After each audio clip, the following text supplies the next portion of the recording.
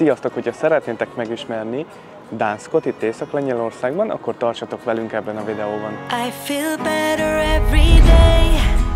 The troubles I had have been washed away. I'm cleaning up my act and moving on. In the silence of my room, I'll sleep all night and get up at noon. There's nothing to distract. Ugye, hogy az előző videót abba hagytuk, most ezt onnan folytatjuk, csak egy kicsit felfrissültünk, és ma már a harmadik videónkat vesszük fel az idő rövidsége miatt, és ezért most megyünk egy kört itt az éjszakai Gdańskban, hogy megmutassuk nektek, és aztán holnap majd nappal is körbe fogunk még sétálni. Ugye a szállásunk az itt van rögtön a víz partján, ebben a hatalmas nagy épületben itt hátul, ezt már mutattuk nektek, amikor megérkeztünk ide Gdańskba, egy tök jó apartmanunk van, és csak egyszerűen le kellett jönnünk onnan a második emeletről, és már itt is vagyunk a vízparton, itt a sétányon, és most itt meg fogjuk nektek mutatni a belvárost. Ebben a 400 000-es városban még hétköznap is pezseg az élet, mint látjátok. Nézzétek meg, hogy mennyi ember vár arra, hogy egy gyalogos hídon, ami fel volt nyitva, most csukódik vissza, hogy átmehessenek rajta. A város történelméről majd holnap fogunk nektek mesélni. Gyönyörű ez a város, ez az egyik kedvencünk itt Észak-Lengyelországban, hiszen mi már jártunk itt egyszer, ugye a Merci említette az előző videóban, amikor a vidéket fedeztük fel, a kisebb városokat, a gyöngyszemeket, hogy akkor még nem készítettünk videót, de most végre meg tudjuk nektek is mutatni, hogy miért is szeretjük ezt annyira. Itt akarsz enni? Te itt akarsz? Nem biztos, még körülnézünk. És nem tudom, hogy megfigyelted, de rengeteg vitorláshajó áll itt a kikötőben. Nagyon szépek. Igen, főleg így ezzel nézzétek, csak gyertek közelebb. Innen a vitorlák közül a Gdańsk felirattal egy tökéletes képet lehet fotózni. Nézzétek meg, hogy milyen jól néz ki.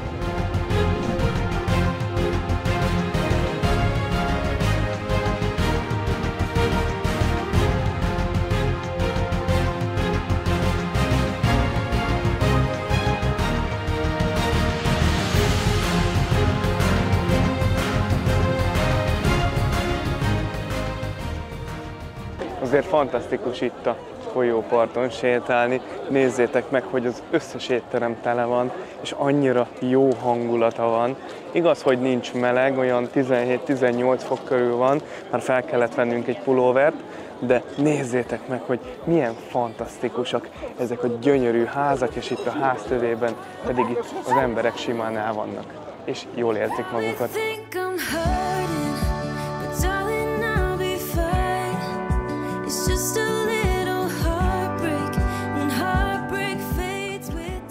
Rengeteg étterem van itt, és mindenhol pezseg az élet. Ugye itt vagyunk a Balti-tenger partjánál, és lehet kapni fish and chipset természetesen. Én nagyon ennék egyet.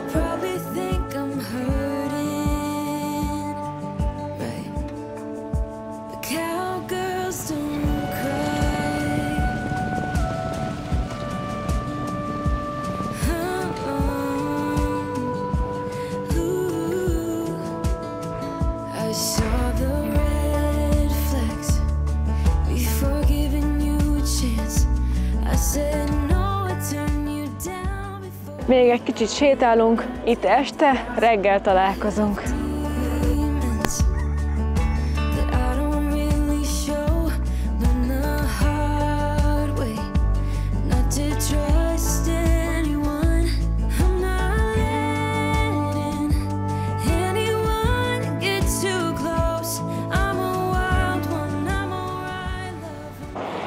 Sziasztok! Egy újabb napra ébredtünk, megyünk, leadjuk a kulcsunkat. Nem ott kell leadnunk, ahol felvettük, hanem ott a lobbyba, amit tegnap este megmutattunk nektek. És közben ugye felhoztuk az autót a mélygarázsból, itt akartunk megállni, aztán láttuk, hogy hát ez amúgy buszparkoló, és jól elbántak itt az összes parkolóautóval, de ilyenkor tud az embernek a pótkerék és az aksis flex a barátja lenni. Na mindegy, szóval a viccet félretéve ne parkoljatok itt tilosba, főleg ne itt Gdańsk területén, mert csúnyán el tudnak bánni a kocsitokkal. Leadtuk a kulcsot, úgyhogy most megyünk és felfedezzük nappal is Gdańsk városát. Beindulunk ugyanazon az útvonalon, ahol tegnap este mentünk, kevesebben vannak a városban, de néhányan már most így fél 10-kor beültek sörözni. Így nappal jobban lehet látni, hogy a középkori építészet keveredik a modernnel, és minden apró kis részlet számít. Ugye ezek a úgymond kalózhajók is nagyon feldobják a belvárost, és nagyon jó a hangulata az egésznek. Ez a torony a 14. századból származik, úgy hívják, hogy hattyútorony, és ezen a téren előtte szokott lenni a halpiac. Nekem az is tetszik, hogy igaz, hogy most nincs olyan rekesztő hőség, de városszerte több helyen van a kutyáknak és a turistáknak, városnézőknek is, kitéve egy ilyen ivókút.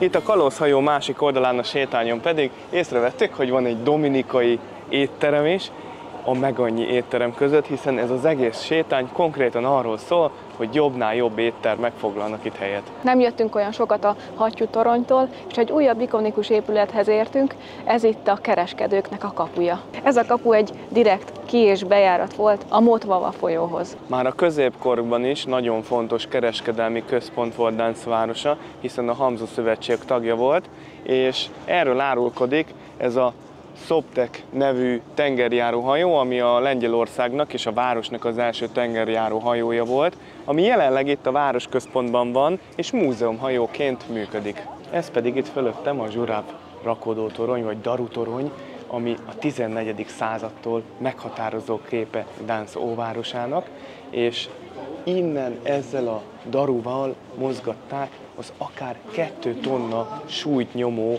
árukat rá a hajóra, vagy le a hajóról. Természetesen ez az épület is, mint meg annyi más itt az óvárosban, vörös téglából épült. És ide bejöttünk ebbe a kis zegzugos utcába. Nézzétek meg, hogy milyen gyönyörű, szép színes házak vannak, ott a háttérben pedig a Mária templom. És Gdanskot nevezik a borostyán városának is, hiszen rengeteg helyen lehet borostyánból készült különböző ékszereket, illetve díszeket találni. Ez azért van, mert a középkor óta ugye egy fontos kereskedelmi, borostyán kereskedelmi központ volt Gdansk, és itt voltak a legnagyobb borostyán feldolgozó üzemek is.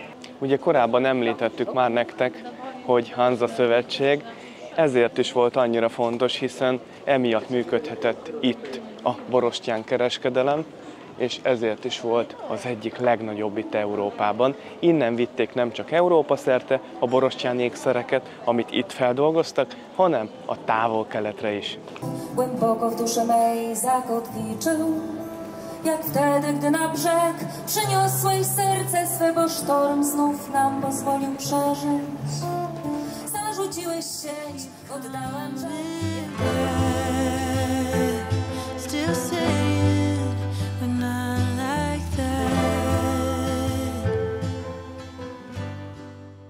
Come on, baby. És ahogy ígértük, nektek ide is értünk a Szent Mária templomhoz, ami a világ egyik legnagyobb téglaépítésű temploma, és bent a gyönyörű terek díszítettsége mellett egy csillagászati órát is találunk. But I wanna stay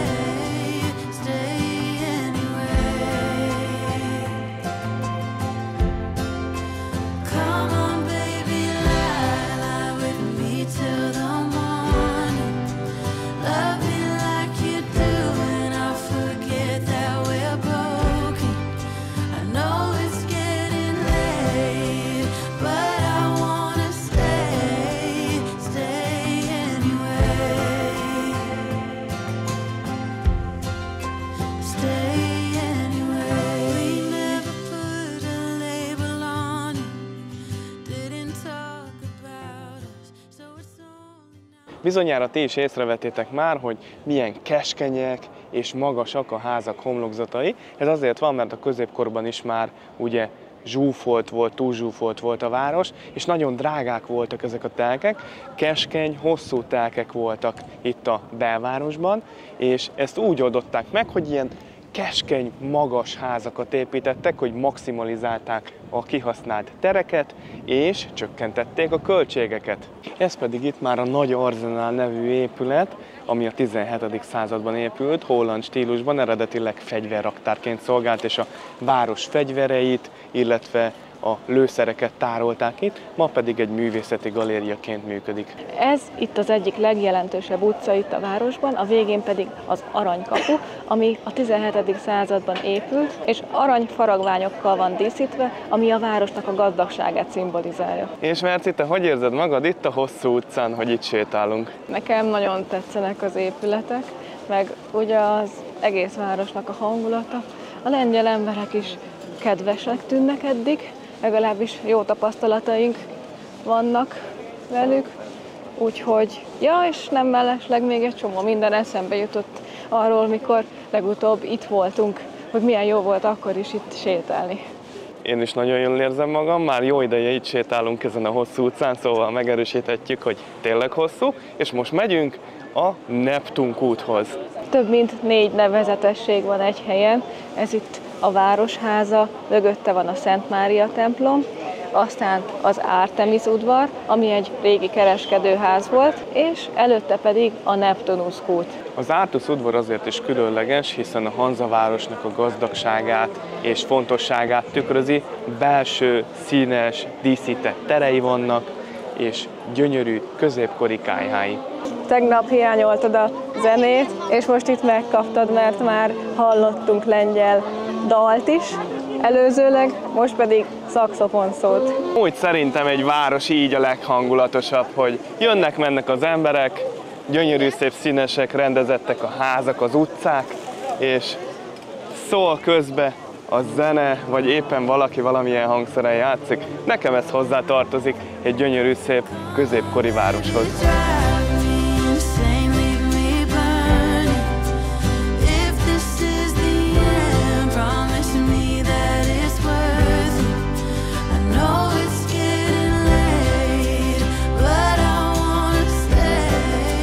Itt a panda.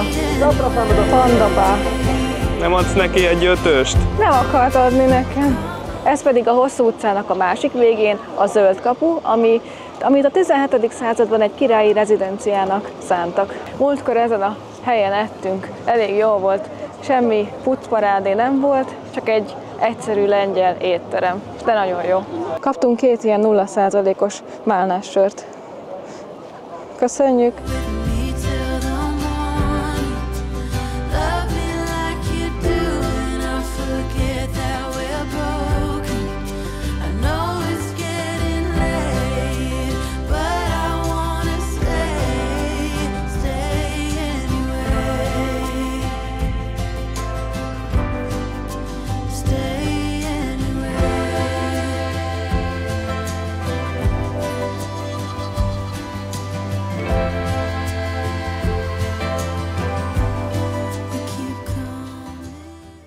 Most pedig várjuk, hogy végre visszacsukódjon a híd, és visszamehessünk a kocsihoz. Beneath the stars, beneath the skies, in darkest darkness or brightest light, I'm calling out for you. Itt vagyunk jelenleg a Balti-tenger partján, egy kis félszigeten, és ez a helyszín a történelem egyik legfontosabb helyszíne, ugyanis itt kezdődött meg a II. Világháború. Within the fire, when I feel hopeless, you're by my side, so I'm calling out for you. I'm calling out for you. A Westerplatte eredetileg egy lengyel tranzitraktár volt, amit a város területén biztosítottak Lengyelországnak. A raktárat a Lengyelország által ellenőrzött katonai helyőrség védte, és a raktár létrehozásának célja az volt, hogy biztosítsa a lengyel hadsereg utánpótlását a Balti-tengeren keresztül. Szeptember 1-én hajnali 4:45-kor a német hadihajó a Schleswig-Holstein, amely hivatalosan baráti látogatáson tartózkodott a városban, megkezdte a bombázást a Westerplatte helyőrség ellen. Ez a támadás volt a II. Világháború első katonai akciója, amely jelképesen megnyitotta a világháborút. A lengyel helyőrség hősiesen tartotta magát több mint 7 napig, és csak pár százan voltak, viszont a németek több ezer katonát, repülőt és tankokat is bevetettek. Ugye szeptember 1-én dördültek el az első fegyverek, és szeptember 7-én Henryk Suchalski alezredes elrendelte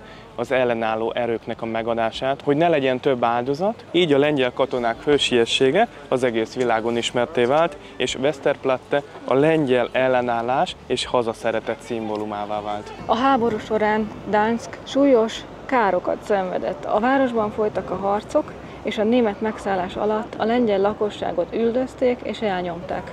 A háború végén, 1945-ben Gdańskot a szovjet csapatok elfoglalták, ami további pusztítást eredményezett, különösen a város történelmi központjában. A háború után Gdańsk visszakerült Lengyelországhoz, és megkezdődött az újjáépítés. Hogyha titeket is érdekelnek ilyen történelmi helyszínek, akkor, hogyha Gdańskban jártok, mindenképpen javaslom, hogy látogassatok el ide, mert betekintést nyerhettek, hogy milyenek lehettek akkor a harcok, meg lehet nézni a bunkereket, ezt az emlékhelyet, ugye, ami a lengyel katonák hősiességének állít emléket, meg itt az egész környéket. Azért itt vagyunk a kikötőbe, és hogyha nem lenne itt ez az emlékmű, akkor nem is tudnánk azt, hogy milyen szomorú hely ez itt, hogy itt dörültek el az első fegyverek a II. Világháború kezdetével, és hány ember meghalt, és milyen szörnyű idők következtek, ugye 39. szeptember 1-e után.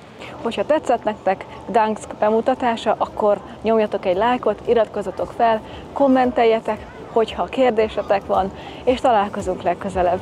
Sziasztok!